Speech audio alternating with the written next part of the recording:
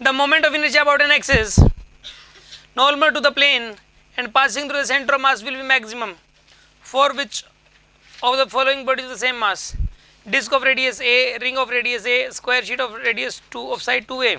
अच्छा जी, square of side 2a जिसकी side 2a है, मास सेम है, a square made by the 4 rods of length 2a. The moment of inertia about an axis normal to the plane and passing through the center of mass will be maximum for which of the following bodies of the same mass. Disk के case में तो ना नहीं है, मास नज़दीक भी है.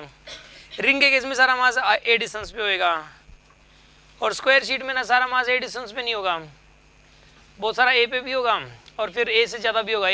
मतलब a बाई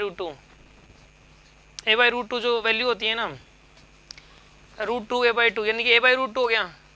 तो जो a by root two distance है ये a से ज़्यादा होती है, a बाई रूट टू नहीं. फिर सुनो, ये स्क्वायर शीट है, जैसे ये स्क्वायर शीट है, एक्सिस ऐसे पास कर रहे हैं, ठीक है. ये वाली डिस्टेंस कितनी होगी यहाँ पे, ये वाली distance a by root two होगी. नहीं, यहाँ पर अगर ये साइड 2a है, साइड 2a फिर कितनी होगी यहाँ पे 2a बाई रूट टू ना, यानी कि रूट 2 हो जाएगी. कितनी हो जाएगी?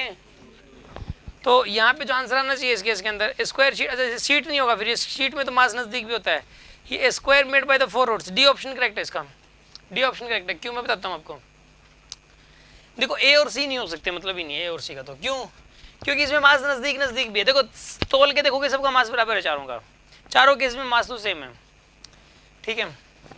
डिस्क में मास एक्सिस के नज़दीक भी है, ठीक है. सारा मास दूर नहीं है. मास देखा जाता है, अगर मास एक्सिस से दूर हो ना तो मोमेंट ऑफ इनर्शिया ज़्यादा होता है और नज़दीक हो तो मोमेंट ऑफ इनर्शिया कम होता है. तो रिंग के केस में मास सारा का सारा जो मास है वो a डिस्टेंस पे है रिंग के केस में, तो ठीक है ना, a डिस्टेंस पे है. स्क्वायर शीट में नज़दीक है, डिस्क के केस में भी नज़दीक है.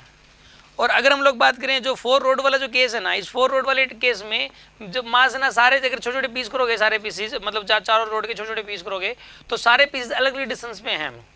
इसमें से जो मिनिमम डिस्टेंस पॉसिबल है ना वो तो यहाँ पर a है, और जो मैक्सिमम डिस्टेंस पॉसिबल है वो यहाँ पे वो ज़्यादा है, वो रूट 2a है. यानी ज़्यादा रिंग की बजाय, रिंग में तो कोई भी मास a डिस्टेंस से ज़्यादा दूर नहीं है, लेकिन स्क्वायर के शीट के केस में मतलब बहुत सारा पार्ट ऐसा होगा जो a डिस्टेंस से भी ज़्यादा डिस्टेंस पर होगा. तो इसलिए इसका आंसर डी होगा. समझ आ रही है ना बात आपको? किसी के मन में कोई डाउट?